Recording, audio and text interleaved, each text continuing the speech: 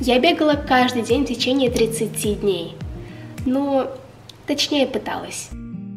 Нет, на самом деле я действительно бегала каждый день. Ну, практически каждый день. И мне есть что сказать.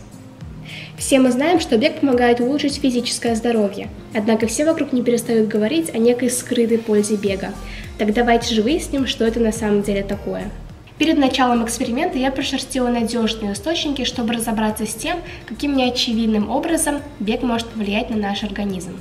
Я сразу отмела статьи, которые начинаются со слов «британские ученые доказали», потому что, я думаю, все прекрасно понимают, что бедные британские ученые даже не подозревают, сколько всего они успевают доказать. Это выражение на русских интернет-просторах стало сопровождать самые абсурдные новости и статьи, поэтому я решила обратиться к более надежным источникам. Итак, в ходе поисков я выяснила, что помимо очевидного сжигания жира и улучшения фигуры и выносливости, бег также является антистрессовой терапией, улучшает память, повышает настроение и борется с депрессией, что особенно актуально с началом осени. Я решила протестировать все эти гипотезы и проверить, как бег повлияет на мою жизнь, если я включу его в свою ежедневную рутину. Именно поэтому я решила бегать каждый день в течение всего месяца. Хотите узнать, что из этого получилось? Смотрите дальше. Я рисковала своей жизнью, бежала в дождь, снег, грозу и пламя. Я готова была умереть, чтобы узнать правду. Так что не забывайте поставить лайк.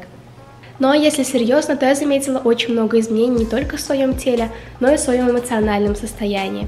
Но о них мы поговорим сразу же после уже традиционной для моей рубрики экспериментов «До». Мне было интересно, изменятся ли вообще мои параметры, потому что в моих планах с повышением физической активности я также планировала повысить потребление гастрономических изысков, дабы молниеносно компенсировать потери в весе. Иначе зачем я вообще в это все ввязалась, согласитесь? Поэтому ради интереса я решила снять замеры до, а именно обхват талии, бедер, ног и вес. На первый день эксперимента мои параметры находились в норме, но мне было интересно узнать, изменятся ли они в лучшую или в худшую сторону. Если вам тоже, то смотрите до конца. А теперь давайте перенесемся в первый день моего забега, 1 августа.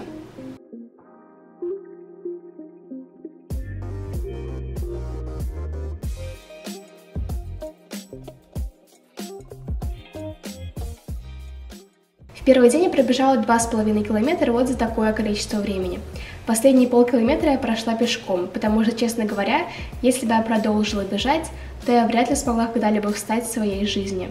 Когда я смотрела этот челлендж у западных блогеров, они в конце пробежки обычно делились своими мыслями и состоянием. Но я решила не пугать вас своим набором неумелого бегуна, который дорвался до пробежки. Красное лицо, одышка, блуждающий взгляд, неправильная техника. В общем, вы бы узнали меня из 1000.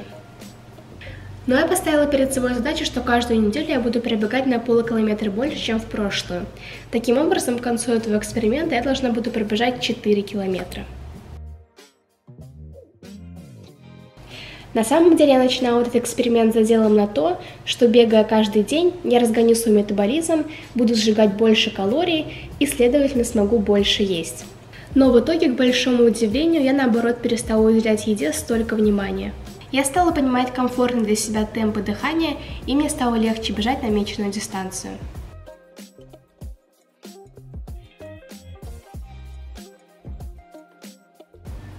Я не стала терзать себя и выжимать из своего тела те запланированные 3 километра, потому что мне намного важнее стало мое состояние и качество бега. Поэтому я пробежала 2,5 километра, но мое время чуть улучшилось и темп стал более равномерным.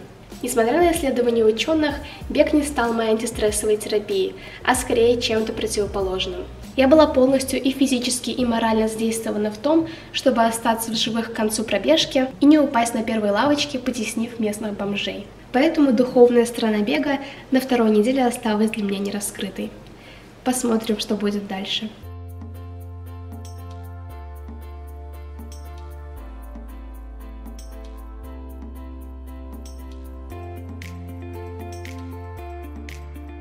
На третьей неделе моего челленджа я наконец смогла пробежать больше своей привычной дистанции 2,5 километра, и я осилила 3 километра вот за такое количество времени.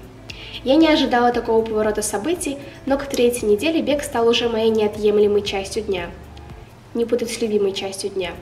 И даже в какой-то степени медитации.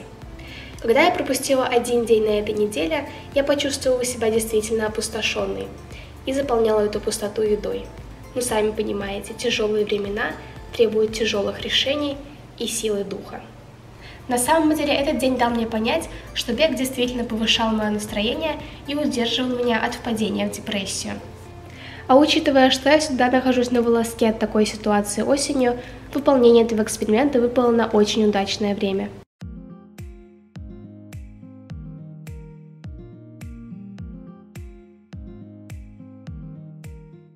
На 4-й неделе я самоотверженно пробежала 3 километра и 15 метров за вот такое время, что превосходит 3-ю неделю. Номинально. Но я рада, что наконец закончила этот челлендж и смогла выяснить для себя, какую же пользу может принести бег, помимо очевидных снижения веса и улучшения физической формы. Кстати, об этом. Кажется, самое время сделать замеры после. Я вновь измерила обхват талии, бедер, ног и вес и получила вот такой результат. 4-я неделя стала для меня неким прорывом, и я была в шаге от того, чтобы не выпустить чек-лист по бегу и улететь на Бали, чтобы записать курс о том, как развить силу воли за 24 секунды по ссылке в описании. Но, сами понимаете, границы закрыты. А курс я все-таки записала, ссылка в описании. Питание я особо никак не меняла, потому что оно у меня достаточно системное. Я ем около 2 раз в день в будние дни и около 20 раз в день в выходные дни. Так что примерно в день я съедаю около 1500 калорий. Для бега я использовала приложение от Nike. Там очень простой дизайн и понятный интерфейс, а также оно бесплатное и без рекламы. В общем, то, что нужно. А также там есть голосовое сопровождение, которое сообщает о времени, расстоянии, темпе и конце тренировки, что очень удобно, потому что отвлечение на телефон во время бега лично у меня сбивает темп, и потом мне становится тяжелее бежать. Среди минусов бега, которые я вывела для себя, это зависимость от погодных условий и тяжелое моральное начало. Особенно в первые дни я сидела и по 10 минут завязывала шнурки, уговаривая себя, что я не сверну за какой-нибудь шаурмой или в пятерочку посередине своего мини-марафона. Что мне понравилось в беге и чему я изначально не верила, так это то, что бег избавляет от навязчивых мыслей и депрессивных состояний. Есть даже такой термин «эйфория бегуна».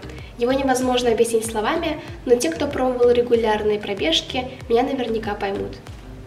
Также во время пробежки разгружается мозг, и в голову начинают приходить интересные идеи или ответы на давно беспокоящие вопросы. Если вам понравилось это видео и вы хотите, чтобы YouTube показал его другим пользователям, то ставьте лайк, пишите в комментариях, какой эксперимент мне стоит попробовать в следующем, а также не забывайте подписываться на мой Instagram и на мой YouTube канал. До скорой встречи!